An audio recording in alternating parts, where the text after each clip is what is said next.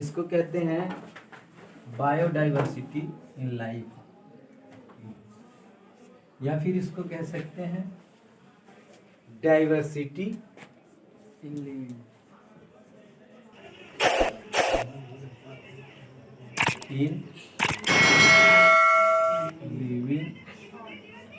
Organism.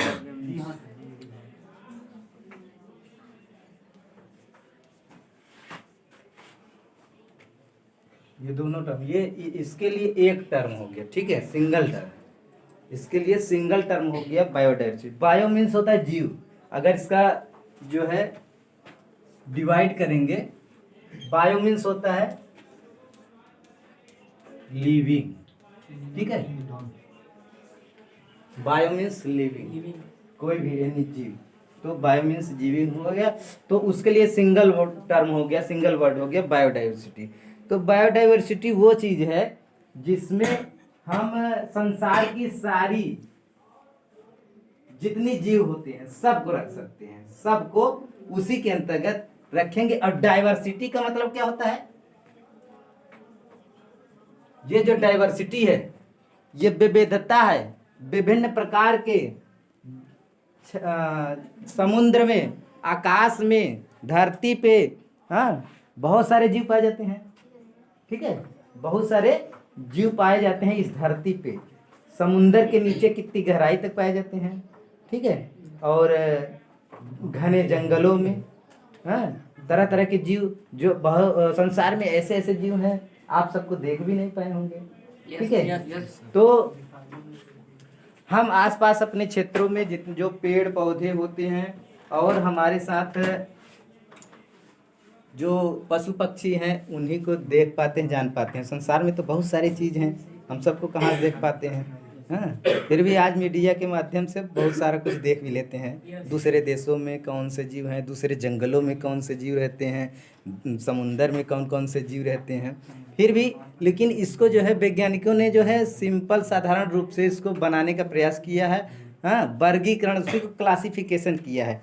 तो यहाँ पे जीव को हम दो भाग में बांटते हैं, आप देख सुने होंगे, पढ़े होंगे, ठीक है। अदर दूसरे लेक्चरों में, दूसरे क्लासों में, या फिर इसी में दूसरे चैप्टरों में पढ़े होंगे कि जीव को दो भाग में बांटते हैं। कौन कौन से? सजीव, निर्जीव। निर्जीव तो जीव नहीं है ना, तो हम उसको कहाँ बात करें? हम केवल जीव की बात कर रहे हैं ना, ठीक है। हाँ, पादप और जंतु, ठीक है। प्लांट एंड एनिमल, दो भागों में हम अध्ययन करेंगे इसका, ठीक है। इसको हम यानी कि एनिमल कहेंगे एंड प्लांट, ठीक है।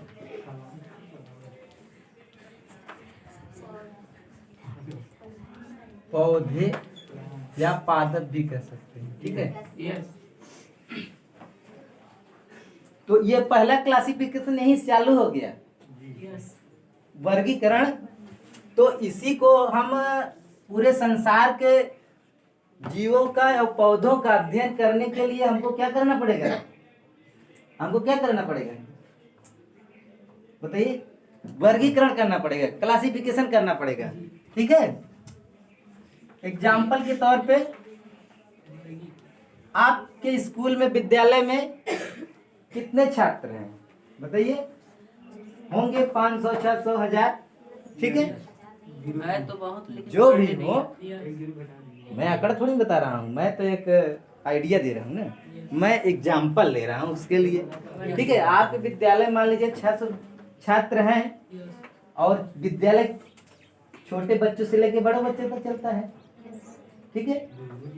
तो छोटे बच्चों से लेकर बड़े बच्चों तक चलता है, तो क्या हम जो छोटे को पढ़ाएंगे उसको बड़े को भी पढ़ाएंगे?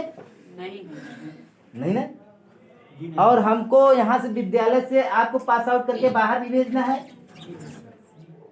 तो हम कैसे काम करें कि आपका भी काम, सबका साथ में काम हो? तो हम आपको क्लासिफिकेशन करेंगे, क्लासिफाइड करेंगे। छोटे बच्चे अभी जो क ख नहीं जानते हैं उनको एक ग्रुप में रखेंगे, ठीक है। और जो उससे बेटर जान गए हैं, ठीक है, जो पढ़ना जान गए हैं, 1 2 ऐड करना जान गए हैं, सब्सट्रैक्शन करना जान गए हैं, मल्टीपल करना जान गए हैं, डिवाइड करना जान गए हैं, तो उनको हम एक ग्रुप में करेंगे। ठीक है, जिनकी समझदारियां थोड़ी बढ़ गई हैं, भाषा का ज्ञान हो गया है, समझने लगे हैं कि हमको अब क्या करना चाहिए, ये इसको पढ़ के उनके माइंड में आ जाना चाहिए कि ये क्या कह रहा है। ठीक है, वो छोटे बच्चे तो इसको पढ़ समझ नहीं पाएंगे ये क्या कह रहा है।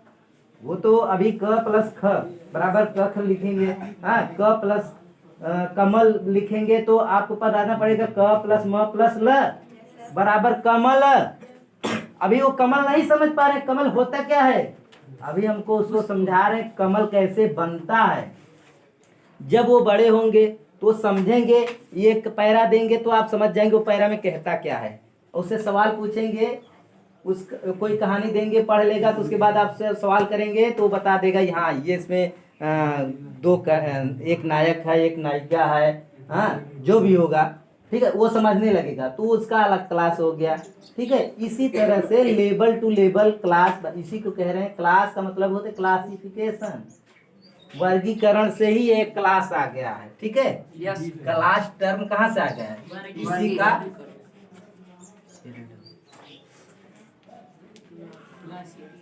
यहीं से जो है ये क्लास आया है आपका।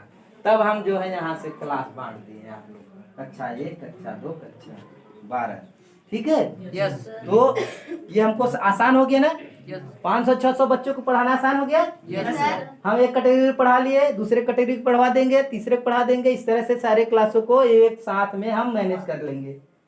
इसी तरह हमको संसार के सारे पौधों और जीवों का अध्ययन करने के लिए हमको क्या करना पड़ेगा, बांटना पड़ेगा, वर्गीकरण करना पड़ेगा, और उस बांटने के लिए एक बेस बनाया जाता है, आधार बनाया जाता है। ठीक है, आधार बनाया जाएगा कि जो सिमिलर हो, एक जैसे दिखते हो, एक जैसे लक्षण हो, एक जैसे गुण हो, तो हम उसको क्या करेंगे, उसको एक जगह रखेंगे। ठीक है, जैसे हमने पहले क्लासिफाई कर दिया किसको, जीवों को 2 में, प्लांट और जंतु में, एनिमल और प्लांट। तो इसको हम कैसे डिवाइड कर दिए 2 में, बताइए, इसको हम कैसे कर दिए हैं 2 में, प्लांट एंड एनिमल को हम कैसे कर दिए हैं, बता सकता है कोई, चलिए बताइए। इन दोनों को बांटने का हमको आधार बताइए, किस आधार पे इन दोनों को अलग कर दिए हैं, कोई बता सकता है, जो भी बताना चाहे ऊपर हाथ करे। चलिए मैं बताता हूं, ठीक है। यस आप लोग जानते हैं लेकिन कोई बताना नहीं चाहता होगा, या तो फिर किसी को दिमाग में भी आ नहीं रहा होगा। ठीक है, अभी हम बताएंगे तो आपको कहेंगे हाँ ये तो पता था हमको।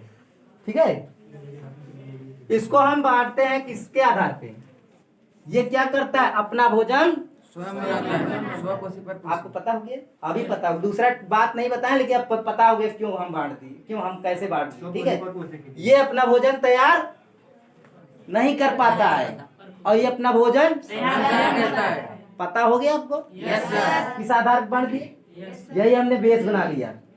जो खुद तैयार करता होगा अपना भोजन उसको मैं एक कैटेगरी में रखूंगा, जो भोजन नहीं तैयार कर पाएगा उसको हम दूसरी कैटेगरी में रखेंगे, और उसका मैंने नाम रख दिया, मैंने नहीं, अदर वैज्ञानिकों ने जो किया होगा तो उन्होंने इसका नाम प्लांट रख दिया। ठीक है, इसका नाम एनिमल रख दिया। प्लांट का नाम पहले प्लांटी था। ठीक है, इसका जो है स्पेलिंग प्लांटी था।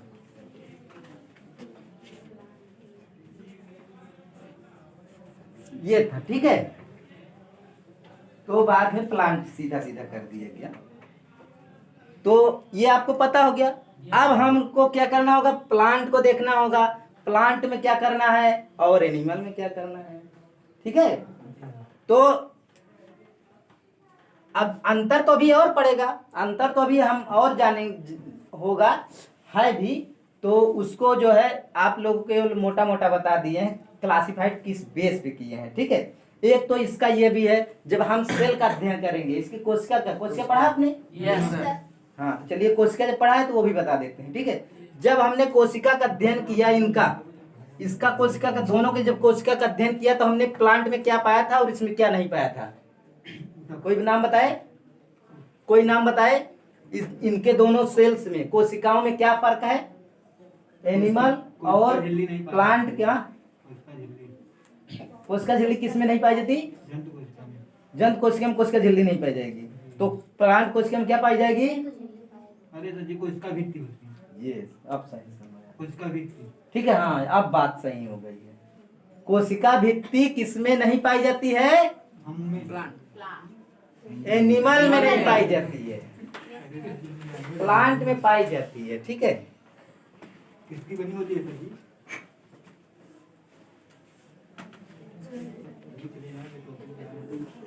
ये है सेल वॉल, कोशिका भित्ति। इसलिए हम इसको क्या कहेंगे? प्लांट सेल कहेंगे। ठीक है, ये क्या है? प्लांट सेल है। और ये क्या है? Animal cell.